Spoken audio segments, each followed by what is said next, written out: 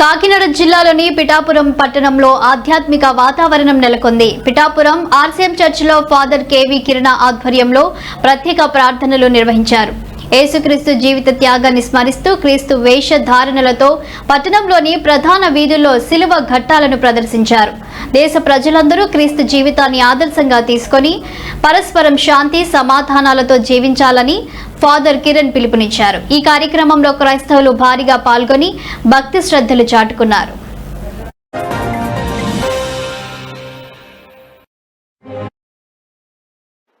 Good Friday సందర్భముగా బహిరంగ శిలువ మార్గాన్ని భక్తిపూర్వములతో ప్రార్థనాపూర్వకముగా నిర్వహిస్తూ అలనాడు ఏ విధంగానైతే క్రీస్తు ప్రభు యెరూషలేము పురవీధుల్లో మనందరి పాపముల కోసమై తాను శిలువను మోస్తూ మనందరి పాపముల కోసమై తాను అవమానకరమైనటువంటి శిలువ మీద మరణాన్ని పొంది ఆరాధించే శిలువగా మార్చినాడు.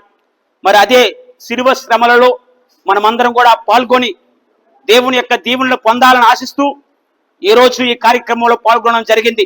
రమారమి ఈ కార్యక్రమంలో భక్తివంతంగా పాల్గొనడానికి విచ్చేసిన భక్తులు 600 నుంచి 700 వరకు ఉన్నారు.